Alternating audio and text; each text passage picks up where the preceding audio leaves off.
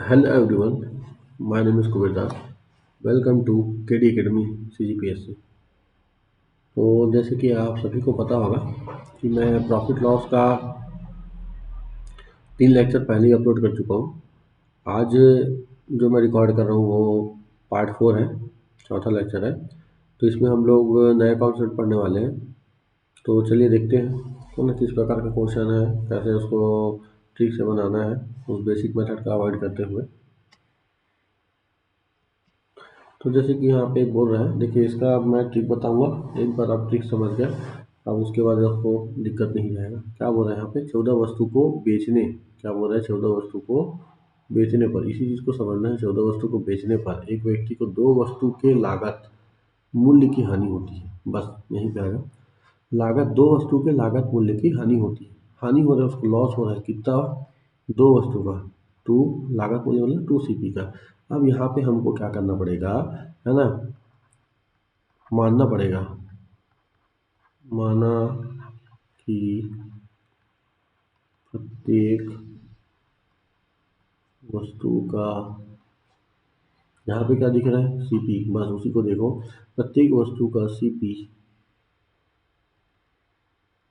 1 रुपये है। बस ये दिमाग में रखो, अगर प्रत्येक वस्तु का 1 रुपये तो टोटल कितना वस्तु बेचे हो, 14 वस्तु। तो 14 वस्तु का सीपी कितना होगा जी, 14 रुपये हो जाएगा। ठीक है, और लॉस है एल बराबर 2 CP, और एक सीपी, सीपी बराबर कितना है, 1। यहाँ पर मैं रखूंगा सीपी की जगह 1, तो 2 और 1 गुणा होगा तो कितना आएगा, 2। तो आपको क्या निकालना है यहाँ पे, हानि प्रतिशत। लॉस परसेंट कैसे निकलते, लॉस बटे सीपी गुणा क्या होता है, तो लॉस कितने रुपए का है, 2 रुपए का। सीपी कितना है, 14, गुणा कितना होगा, 100। काटेंगे, 1/7 गुणा कितना है, 100। और आपको पता है इसका भिन्न कितना होता है, 14 से ही 2/7%। और दशमलव में भी कितना होता है, 14.28%। और इसको अप्रोक्सीमेट लगभग करके 14.3% लिखा गया है यहाँ पे। ठीक है, क्योंकि आपका आंसर नंबर पहला है। और ये सब कहाँ से आ रहा है, 14 से 2/2, ये सब का आपको मैं पहले ही चार्ट बता चुका हूँ। अगला आते हैं 800 वस्तु को दो, मतलब 800 रुपये में 2 लेख बेचते हैं। कितना लेख बेच रहे हैं, 2 लेख।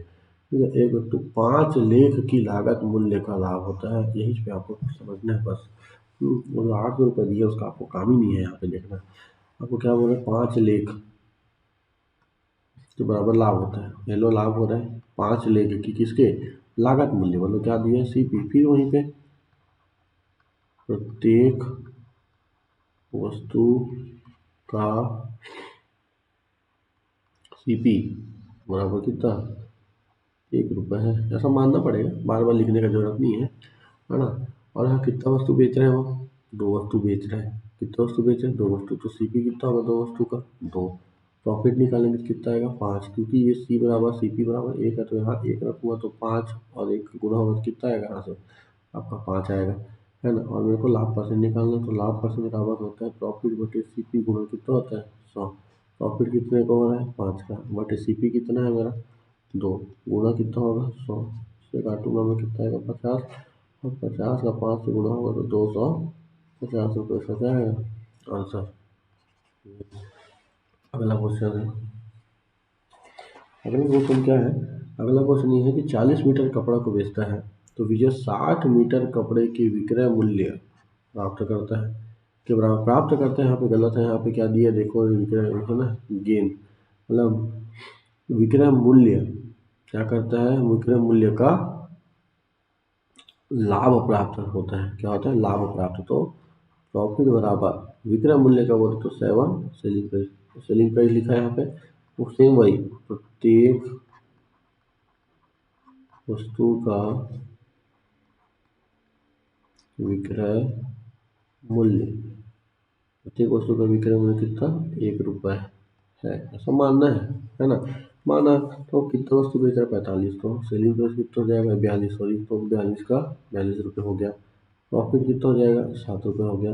अब यहाँ पे मेरे को लाभ परसेंट निकालना, तो लाभ परसेंट जब भी निकालते हैं तो हमको सीपी का जरूरत पड़ेगा, प्रॉफिट बटे सीपी गुणा 100। तो सीपी नहीं पता तो सीपी निकालने का तरीका है ना, सीपी निकालने का, सीपी कितना आएगा, 35। अब ये कहाँ से आ रहा है, 35, इसको देख लो यहाँ पे। प्रॉफिट बराबर क्या होता है, selling price minus cost price.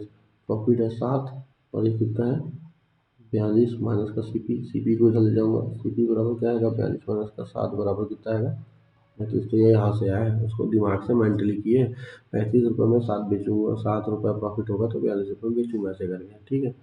Profit कितने का 7 का, सी पी मेरा है 35 गुना कितना होगा 100 कटेगा 5, इसको काटेंगे कितना आएगा 20%, इसमें क्या आएगा आंसर आएगा। आगे आते हैं, 8 वस्तु को बेचने पर एक दुकानदार को 2 वस्तु के विक्रय मूल्य के बराबर लाभ होता है, सेम वही है। चलो ये 33 नंबर जो क्वेश्चन है इसको मैं बता देता हूँ, कोई दिक्कत नहीं है। 2 वस्तु के विक्रय मूल्य के बराबर उसको क्या होता है लाभ होता है, इसमें लाभ हो रहा है, 2 वस्तु के किसके बराबर होता है विक्रय मूल्य के बराबर। फिर वैसे ही माना पूरा नहीं लिखता, विक्रय मूल्य कितना मान लो 1 है ना। तो अब वो ये बताओ है ना, कितना वस्तु बेच रहे हैं 8 वस्तु बेच रहे हैं, तो उसका सेलिंग प्राइस कितना होगा 8 होगा, तो प्रॉफिट कितना हो जाएगा यहाँ से 2, तो सीपी कितना हो जाएगा यहाँ से 6 रुपये का खरीद के लाया, 2 रुपये का लाभ पाऊंगा तो 8 रुपये में बेचूंगा है ना ऐसे। तो प्रॉफिट परसेंट पी बटे सी पी गुना 100, प्रॉफिट कितने का है 2 रुपये का, सी पी कितना है 6 गुना कितना होगा 100, तो कितना है 3, तो यहाँ से आएगा 1/3 गुना 100, और 1/3 का वैल्यू होता है 33 ही 1/3%, आंसर है। अगला 72, चलो ये आपके लिए होमवर्क है, 34 नंबर सेम क्वेश्चन है ना, आपके लिए होमवर्क है। इसका जो आंसर आएगा उसको आप क्या करना, कमेंट बॉक्स में, जो भी पूरा वीडियो देखेगा वही इसको बना पाएगा, कमेंट बॉक्स में क्या करना लिखना, अगर सही होगा, अगर राइट होगा तो मैं उसमें क्या करूँगा है ना दिल दे दूंगा, ठीक है। अगला है 25 लाख के बराबर, ठीक है 25 लाख बेचने के बाद एक दुकानदार 5 लाख की लागत मूल्य के बराबर लाभ कमाता है, ये अलग ये पहला क्वेश्चन है। फिर उसी में एक अगला क्वेश्चन है, अगर उसने कुल 800 लाख खरीदे होते तो उसका कितने रुपये में बेचता है, एकदम इजी। सबसे पहला वाला केस को पहले पकड़ो, 5 लाख के लागत मूल्य के बराबर उसको क्या होता है लाभ होता है, चलो ठीक है, लागत मूल्य वर्ग सी पी है ना, फिर मैं लिख नहीं रहा हूँ, माना कि प्रत्येक वस्तु का मूल्य कितना है, सी पी बराबर कितना 1 है, तो 25 वस्तु को बेच खरीदेगा तो कितना होगा उसका मूल्य 25 रुपये, ठीक है। और प्रॉफिट कितना होगा इसका 5 रुपये, कैसे हो रहा है सब समझ में आया, सीपी का वैल्यू यहाँ रखूँगा तो, और 25 वस्तु का जब बेच रहा तो 25 वस्तु मेरे पास होगा तो उसका सीपी मेरा 25 रुपये हो जाएगा, हाँ ना। तो यहाँ से लाभ परसेंट निकालो, लाभ परसेंट बराबर कितना होता है प्रॉफिट बटे सी पी गुना 100, यहाँ से 25 से इसको काटूंगा 4 में है ना, अब यहाँ से कितना आएगा 20% का आ रहा है।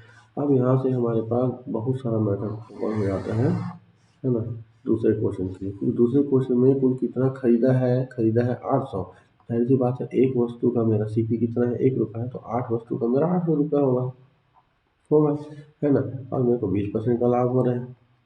तो यहाँ से पहला मेथड ये है, पहला मेथड क्या है आपका सभी को पता है ना 20% का भिन्न करेंगे कितना आएगा 6/5, नीचे वाले को बोलते हैं सी पी, ऊपर वाले को बोलते हैं एस पी।